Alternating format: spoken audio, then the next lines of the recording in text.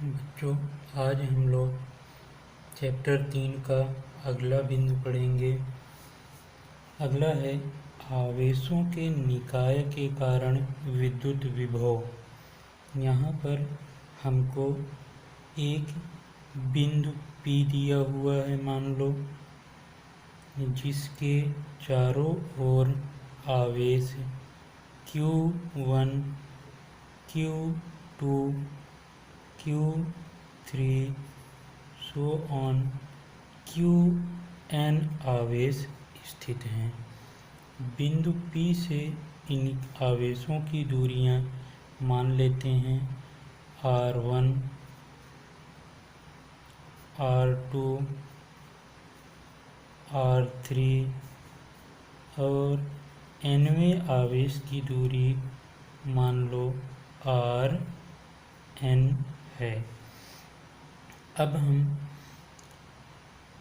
इन सभी आवेशों के कारण P बिंदु पर कितना विद्युत विभव उत्पन्न हो रहा है, उस विभव का मान ज्ञात करेंगे।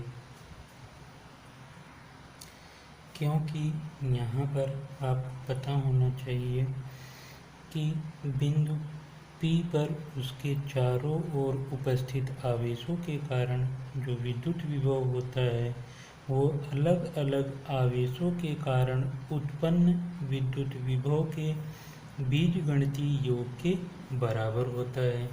तो हम Q1 आवेश के कारण बिंदु P पर विद्युत विभव ज्ञात करेंगे।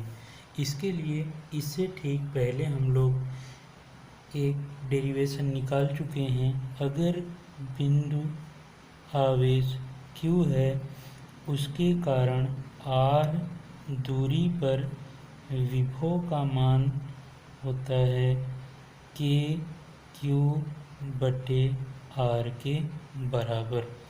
तो इस डेरिवेशन का हम इसमें उपयोग करेंगे। अब सबसे पहले हम Q1 आवेश के कारण r1 दूरी पर स्थित बिंदु P पर विभव निकालते हैं। मान लेते हैं V1 है, तो V1 किसके बराबर होगा? V1 बराबर होगा k Q1 बटे r1। ये कहाँ से आया? हम जो पिछला डेरिवेशन था अपना बिंदु आवेश के कारण विद्युत विभव, वहाँ पे बिंदु आवेश Q था, r दूरी पर विभव का मान कितना प्राप्त हुआ था? k Q बटे r। ठीक वैसे ही यहाँ पर आवेश Q1 है, दूरी r1 है, तब यहाँ पर विभव कितना होगा? V1 बराबर k Q1 बटे r1। इसी प्रकार Q2 आवेश के कारण बिंदु P पर विभव, तो हम मान लेते हैं V2, तो V2 किसके बराबर हो जाएगा? k Q2 बटे r2। और Q3 के कारण r3 दूरी पर स्थित बिंदु P पर विभव, मान लेते हैं V3, तो V3 किसके बराबर होगा? k Q3 बटे r3। और nवें आवेश के कारण rn दूरी पर विभव, तो Vn मान लेते हैं, तो ये हो जाएगा k Qn बटे rn। अब इन सभी का बीजगणितीय योग, अर्थात यहाँ बिंदु P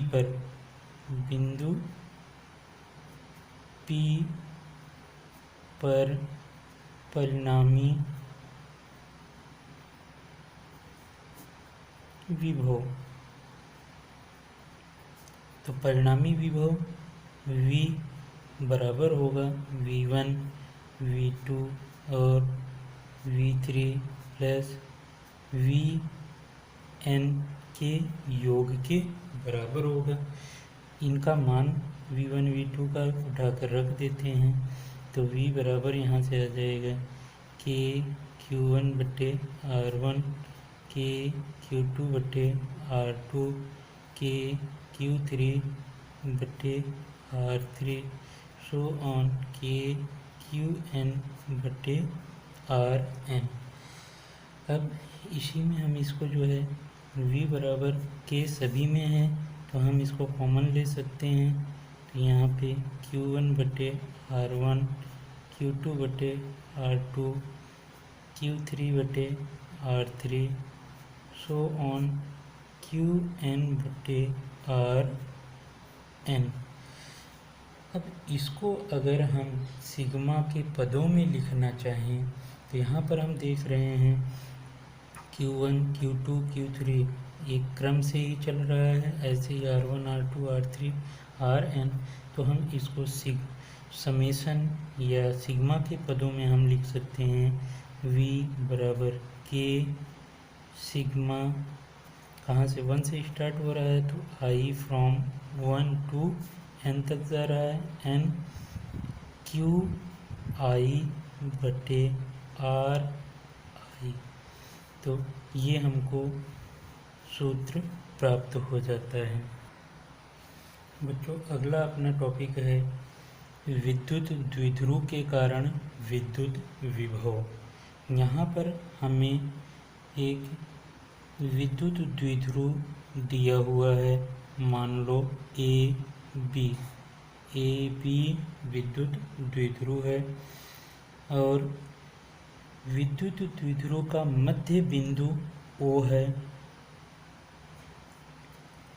O से R दूरी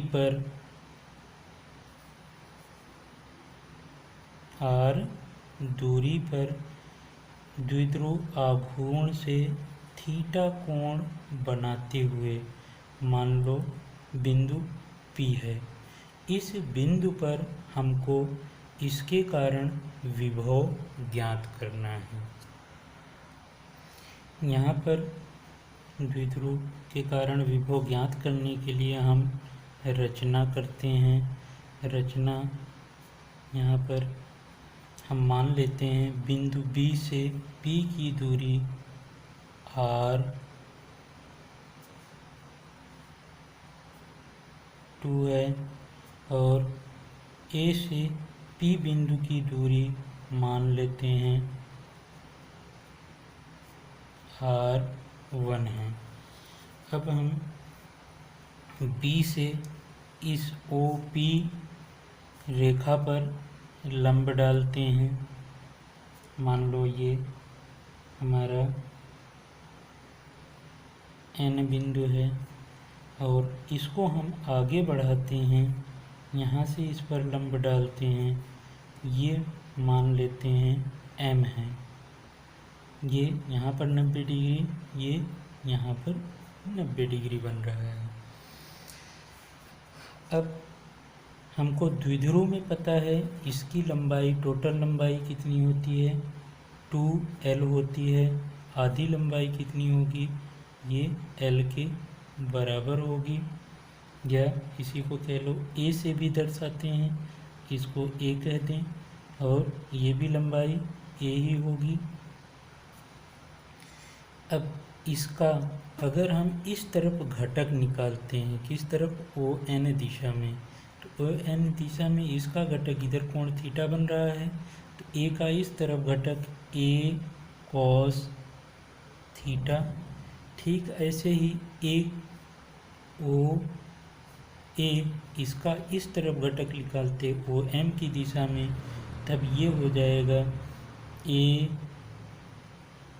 इसको हम लंबाई को लिख रहे हैं A cos थीटा।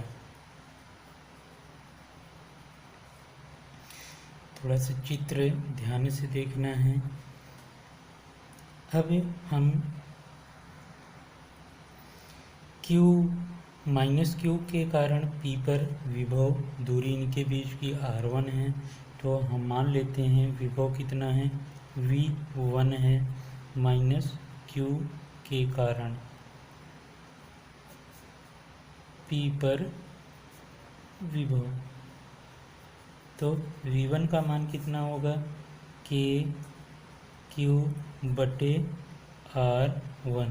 अब एक चीज़ ध्यान रखना है, आवेश ऋणात्मक है तो विभव का मान भी ऋणात्मक होता है। फिर प्लस Q के कारण विभव मान लो V2 है, तो V2 का मान कितना होगा कारण विभव। तो यहाँ पर V2 का मान कितना होगा, K धनात्मक आवेश है, Q/R2।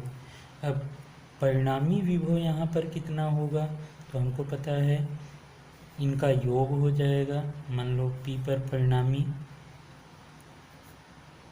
परिणामी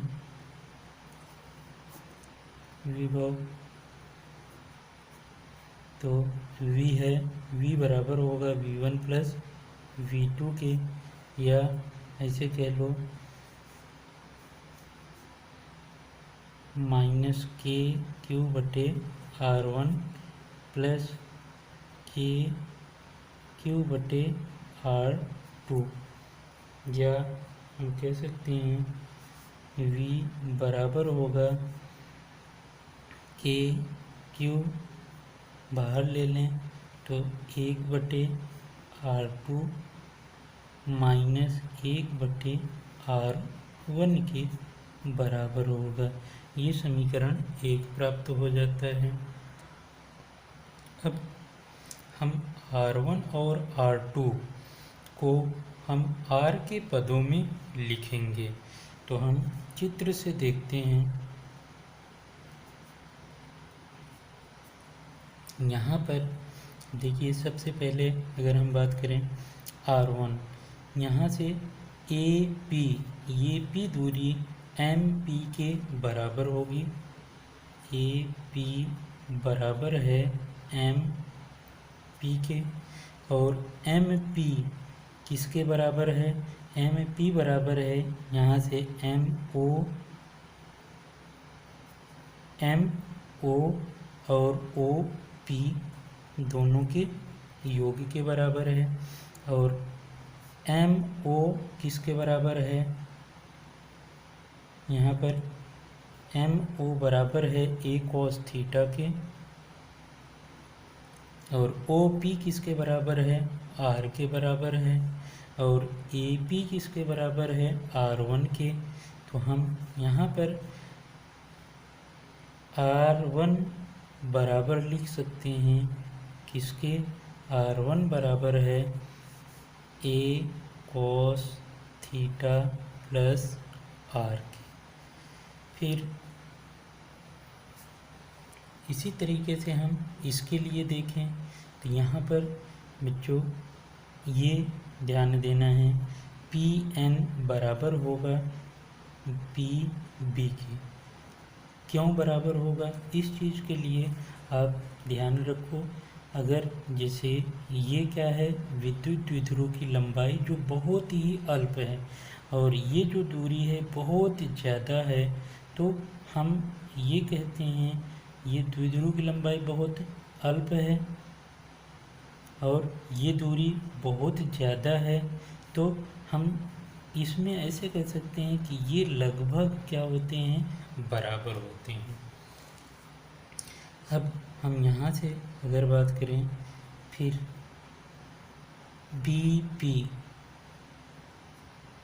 बराबर है किसके, NP के, और NP को हम R के पदों में कैसे लिख सकते हैं, तो हम इसको लिख सकते हैं, यहाँ से देखिए OP में से अगर हम ON घटा दें तो ये बचेगा NP, तो हम इसी को कह सकते हैं OP माइनस ON।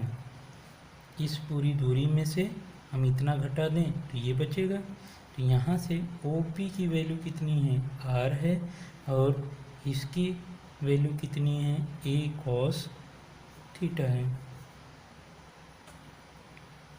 इसको हम लिखते हैं थर्ड समीकरण। अब समीकरण 2 और 3 से जो R1 ये किसके बराबर होगा, ये हमको पता है, ये बराबर है R2 के बराबर है BP, तो हम इसी को लिख सकते हैं R2 बराबर R minus A cos theta. ये हम तीसरा समीकरण इसको दे देते हैं। अब इसी को हम इन मानों को समीकरण 2 व 3 से R1 व R2 के मान समीकरण 1 में रखने पर, अब इनके मान उठाकर हम इसमें रख देते हैं, तब हमको क्या मिलता है,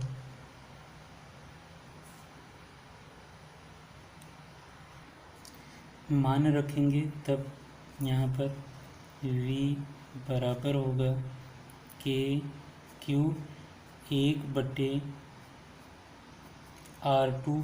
R2 का मान कितना है, R minus a cos theta, minus यहाँ पर ये 1/R1। R1 का मान कितना है, इसको हम लिख सकते हैं R plus a cos theta.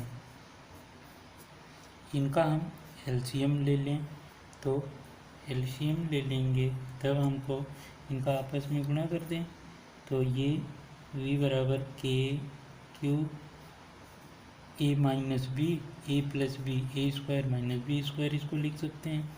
तो यहाँ से हम लिखेंगे आर स्क्वायर माइनस ए स्क्वायर कॉस स्क्वायर थीटा। इसे इसमें भाग देंगे तो ये वाला पद बचेगा, आर प्लस ए कॉस थीटा, माइनस इससे भाग देंगे तो ये वाला पद बचेगा, तो इससे यहाँ पे मान बचेगा r minus a cos theta. इसको हम लिख सकते हैं के क्यू आर प्लस ए cos theta, minus minus bracket हटाएंगे तो ये माइनस हो जाएगा, आर प्लस ए कॉस थीटा बटे आर स्क्वायर माइनस ए स्क्वायर कॉस स्क्वायर थीटा।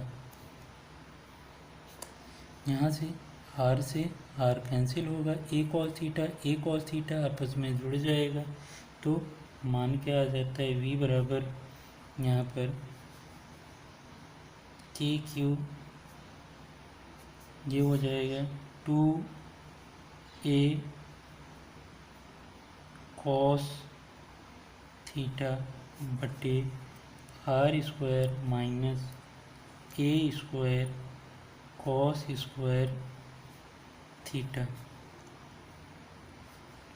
ये हमारा कॉस थीटा के पदों में हम इस सूत्र को ऐसे भी कह सकते हैं, या हमको पता है यहाँ पर Q into 2a, Q into 2a किसके बराबर होता है, ये बराबर होगा P के बराबर होता है, तो हम इसी को लिख सकते हैं K P कॉस थीटा बटे ये मान किसके बराबर होगा, यहाँ पे हम इसको जो है आर स्क्वायर माइनस ए स्क्वायर कॉस स्क्वायर थीटा लिख सकते हैं। अब यहाँ पर अगर हम बात करें इसी को, यहाँ से क्योंकि आर बड़ा है किससे, ए से बहुत बड़ा है, और इसी का अगर हम स्क्वायर करेंगे तो हमको पता है आर स्क्वायर बहुत बड़ा हो जाएगा किससे, यहाँ से बहुत बड़ा हो जाता है ए स्क्वायर से। क्यों, क्योंकि मैंने बताया था छोटी राशि का अगर वर्ग करते हैं तो और छोटा हो जाएगा, जैसे 0.5 का वर्ग करें तो 0.25, जो और छोटा। अगर बड़ी राशि जैसे 5 है, इसका वर्ग करते हैं तो ये 25 हो जाता है, मतलब ये बहुत बड़ा हो गया, ये बहुत छोटा हो गया। तो हम इसकी तुलना में इसको हम जो है कहा जाए नगण्य मान लिया जा सकता है। तो हम यहाँ पर ये कह सकते हैं ए स्क्वायर कॉस स्क्वायर थीटा लगभग 0 के बराबर होता है। तो हम इसी को सूत्र रूप में लिखेंगे v बराबर के पी कॉस थीटा बटे आर स्क्वायर। तो ये हमारा सूत्र विद्युत द्विध्रुव के कारण आर दूरी पर विभव के लिए प्राप्त हो जाता है। अब इसकी कुछ विशेष स्थितियां देख लेते हैं। विशेष स्थितियां नंबर 1, अगर थीटा का मान कितना है? थीटा का मान लो 0 है। थीटा 0 है अर्थात ये क्या है, एक तरह से अक्षीय स्थिति को प्रदर्शित होगा।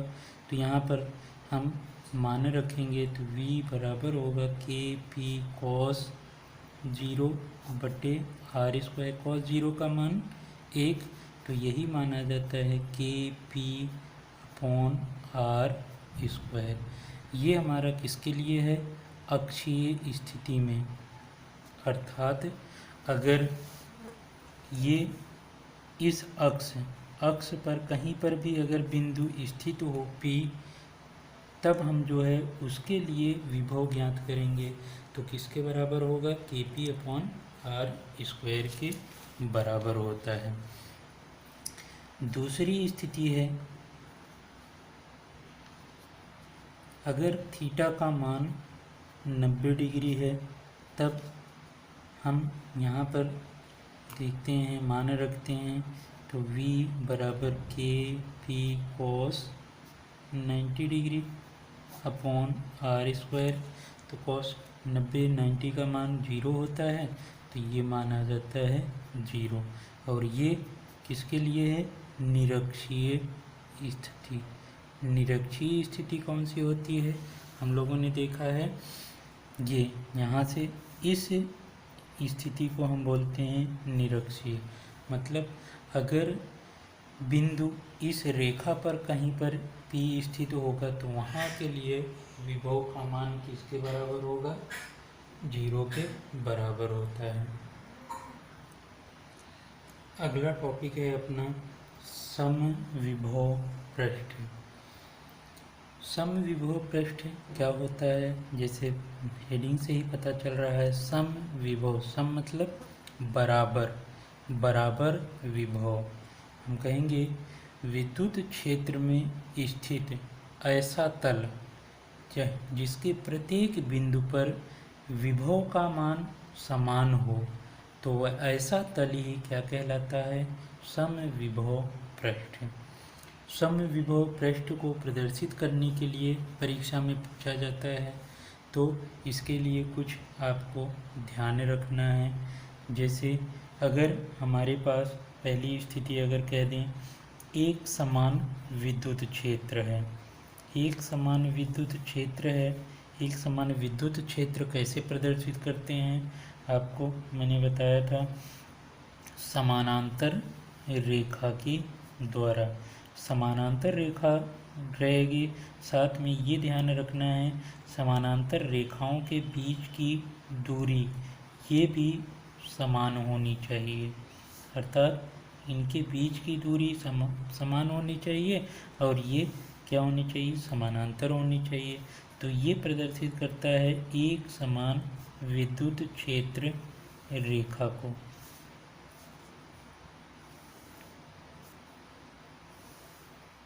अब विद्युत क्षेत्र रेखा में देखिए, इसमें थोड़ा सा ये टेढ़ा हो गया है, तो इस पर ध्यान दीजिएगा।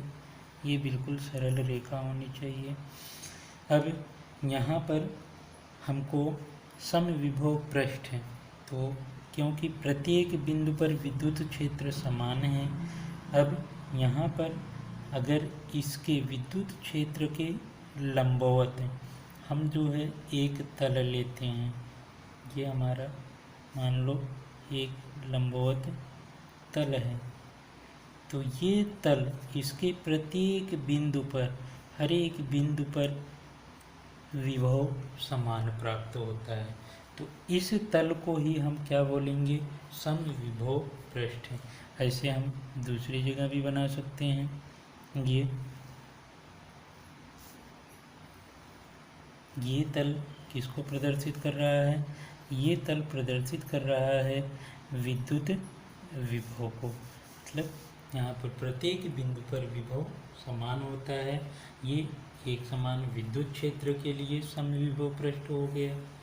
दूसरा, अगर हमारे पास एक बिंदु आवेश है, बिंदु आवेश है अर्थात Q आवेश है, इसके लिए हमको समविभव पृष्ठ बनाना है। तो हमको पता है बिंदु Q से समान दूरी पर हर एक जगह विभव समान होता है। तो इसके लिए जो वृत्त होगा, हम कहते हैं R त्रिज्या का अगर हम वृत्त बनाएं तो यहाँ से ये दूरियाँ क्या होगी, सभी समान होंगी, R R R। तो इसके कारण यहाँ पर विभव भी समान होगा, हर एक जगह विभव समान होगा। तो ये तल किसको प्रदर्शित कर रहा है, समविभव पृष्ठ को प्रदर्शित कर रहा है। अर्थात बिंदु आवेश के लिए समविभव पृष्ठ कैसा होगा, ऐसे वृत्त के रूप में ये हमारा समविभव पृष्ठ को प्रदर्शित करेगा। और धनात्मक आवेश है तो विद्युत क्षेत्र हमको पता है इसके बाहर की ओर होगी, ये विद्युत क्षेत्र प्रदर्शित करेगा इस तरफ। तो इस तरीके से हम एक बिंदु आवेश के लिए समविभव पृष्ठ बना सकते हैं। अब हम समविभव पृष्ठ के गुणधर्म देखते हैं। तो गुणधर्म इसका क्या होता है, तो गुणधर्म इसका सबसे पहले नंबर यहाँ पर देख रहे हैं। जो समविभव पृष्ठ होता है वो विद्युत क्षेत्र के सदैव कैसा होता है, लंबवत होता है। तो नंबर 1 क्या होता है, लंबवत ध्यान रखना है।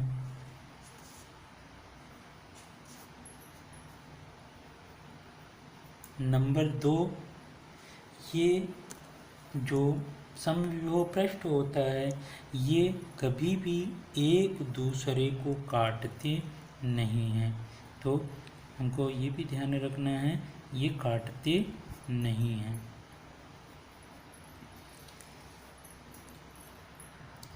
तीसरा नंबर, समविभव पृष्ठ में हमको पता है प्रत्येक बिंदु पर विभव क्या होता है, समान होता है।